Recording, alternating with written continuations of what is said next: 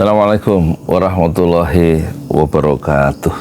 Saya Yudi Pramuko, tukang donat dari Parung, YouTuber tertua di semesta.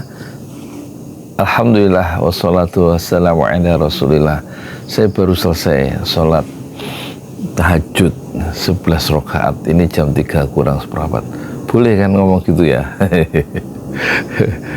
Allah bangunkan jam setengah 2 ya. Terus kita murojaah di dalam sholat juz 25. Dan terus ini ada baru saya pasang di sini tafsir Al-Munir yang 15 jilid, ini kurang jilidnya dari sebagian di dalam. Dan kelihatan supaya kelihatan jadi orang kelihatan pintar gitu, banyak bukunya. Terus itu kelihatan itu silver pelibatan itu menunjukkan sebuah prestasi dari seorang tukang donat yang sudah memberikan impact-nya, pengaruh terhadap sekitar paling nggak ditonton oleh 70 juta viewers di channel pesantren Ojo Lali ya. Nah, saya sekarang mau bicara soal korupsi ya. Seorang menteri ya di Kementerian Agama yang kelihatannya akan masuk penjara ya. Jadi kalau sampai masuk penjara yang menteri yang ini, menteri era Jokowi, berarti sudah 3 menteri agama masuk penjara ya. Di eranya SBY 2 ya. Di eranya Jokowi 1. Jadi saya ingat dosen saya dulu waktu 84, waktu saya masih kuliah di Universitas Islam Negeri Syarif Hidayatullah Jakarta. Ini jangan cerita-cerita ya. Kalau saya dulu pernah kuliah, kan saya ngakunya tukang donat, dan memang tiap hari saya jualan donat ya, sama bubur ayam. Kemarin dapat 200.000 ya, sampai jam 9 ya. Donatnya bikin 50, donatnya bikin 40 laku, dan buburnya 160.000. Nah, kembali ke dosen saya yang hebat yang sudah almarhum, bicara soal korupsi. Waktu itu hari pertama kuliah di semester baru, semester 3, dia datang tanpa buku. Orang ini, dosen ini ya, pernah jadi fakultas dekan fakultas di Universitas Muhammadiyah di Cirende sini, Ciputat. Dan kalau masuk kelas nggak pernah bawa buku, nggak pernah bawa tas, memang orang hebat. Anaknya 13, salah satunya waktu itu saya dengar pernah sekolah ya, di Delft, dikirim oleh B.J. Habibie, dan sekarang jadi anggota politisi dari Partai Keadilan Sejahtera ya. Orang yang saya maksud adalah dosen itu namanya Bapak Sabuki ya. Pak Sabuki. Baru dia masuk, terus dia memberikan pertanyaan ke mahasiswa baru. Apa bedanya korupsi di Departemen Agama dengan korupsi di departemen yang lain? Dulu namanya departemen, sekarang kementerian ya. Jadi pertanyaannya menggugah selera intelektual yang masih muda, yang baru datang, baru semester 3 di UIN, Universitas Islam Negeri Syarif Hidayatullah Jakarta. Apa bedanya korupsi di Departemen Agama dengan korupsi di departemen yang lain? Dan tidak ada seorang pun mahasiswa yang bisa menjawab. Karena saya selalu duduk di paling depan, baris pertama sebelah kiri, dan situ selalu sampai semester akhir selalu di barisan pertama. Saya lihat ke belakang, tidak ada yang bisa menjawab. Terus Pak Sabuki itu bicara, menjawab, korupsi di Departemen Agama itu lebih islami dibanding korupsi di departemen yang lain, karena korupsi di Departemen Agama itu menggunakan Bismillahirrahmanirrahim. Satu pelajaran moral yang sangat penting yang sampai sekarang berarti sudah 84 sampai 2025 ya, sudah 45 tahun.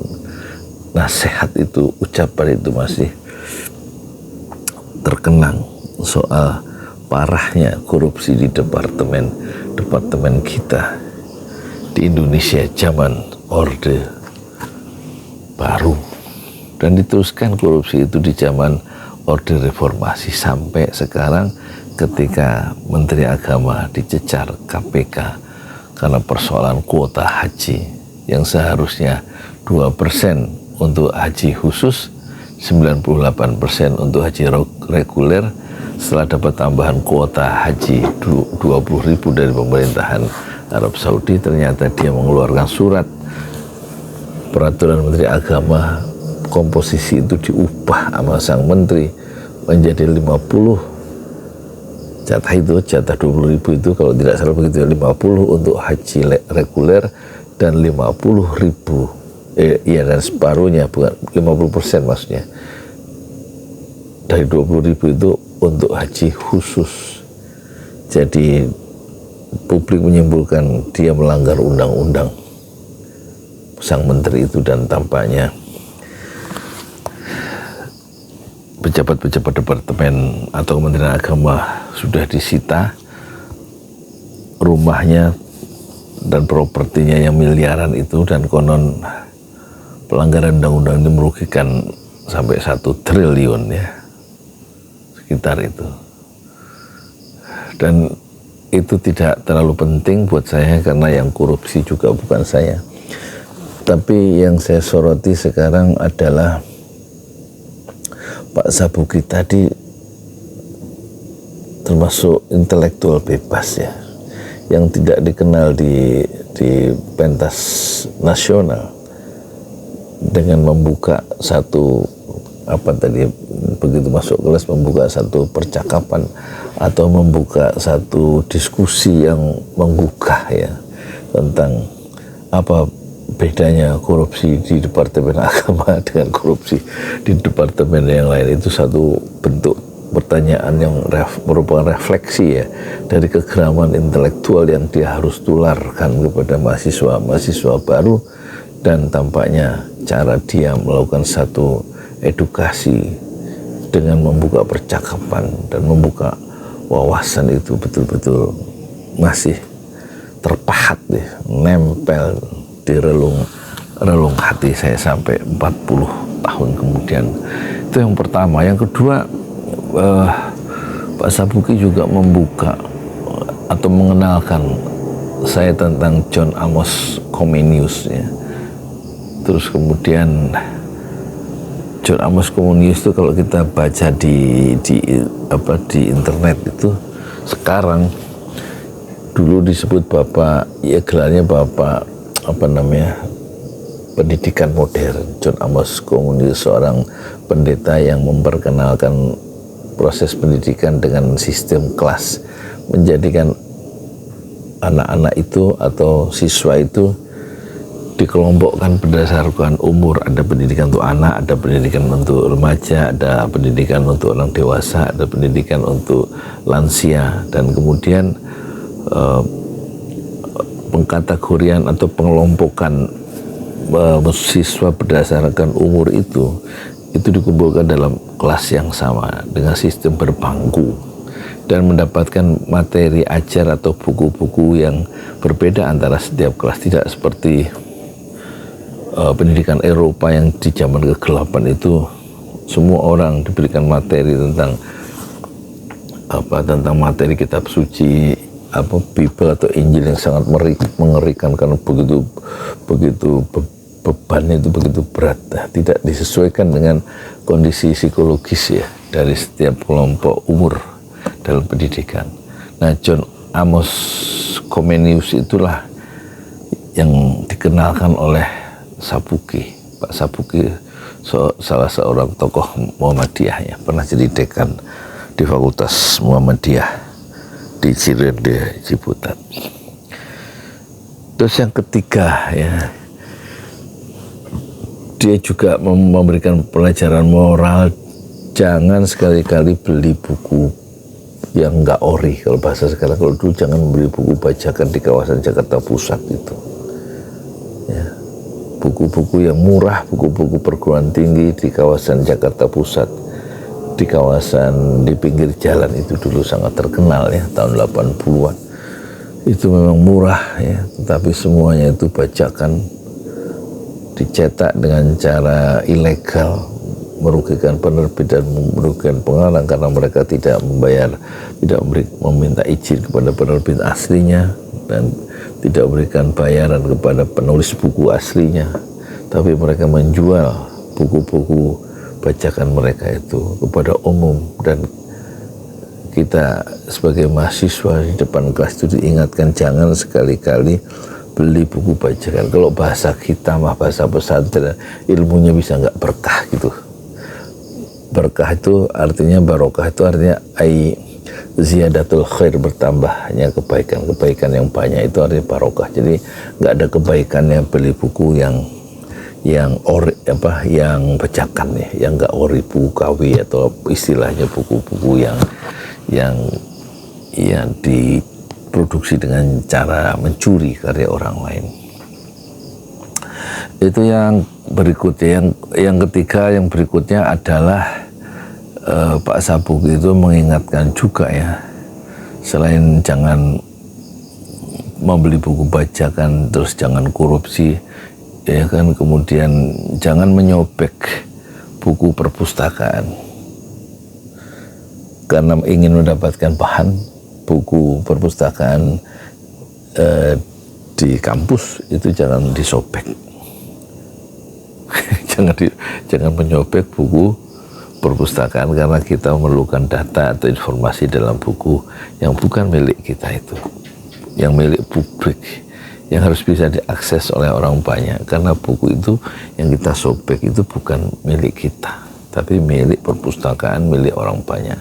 Ini ajaran-ajaran tentang kesucian diri di dalam pengembangan etos ilmu pengetahuan ditanamkan oleh Pak Sabuki sejak masih mahasiswa, tentang perlunya penjagaan diri terhadap uang ya yang bukan milik kita, hendaknya dihindari kalau nanti masuk dalam struktur kekuasaan di sebuah departemen. Dan kemudian kesucian diri juga diperlukan ya, kejujuran intelektual ya, bagaimana mendapatkan sumber-sumber ilmu pengetahuan jangan dari sumber yang ilegal, yang hasil curian, hasil bajakan. Dan juga kesucian diri itu juga ditekankan di dalam dalam kaitannya dengan kejujuran intelektual sebagai seorang ilmuwan, kejujuran ilmiah. Inilah beberapa catatan yang dulu pernah saya dapatkan dari Pak Sabuki, yang fotonya saya cari di internet itu tidak pernah ada. Namanya mirip orang Jepang, Sabuki, padahal dia adalah seorang dari Pandeglang atau Banten. Saya Yudi Pramuko, tukang donat dari Barung, YouTuber tertua di semesta. Fasbir sabran jamila, bersabarlah dengan kesabaran yang indah. Ya, moga-moga kita doakan Allahumma ighfir lahu warhamhu wa'afihi wa'fu anhu. Semoga Allah menerima seluruh amal kebajikan dari dosen saya yang terbaik saat itu, yaitu Bapak Sabuki. Assalamualaikum warahmatullahi wabarakatuh. Ya, moga-moga Allah menerima amal-amalnya. Amin amin ya rabbal alamin.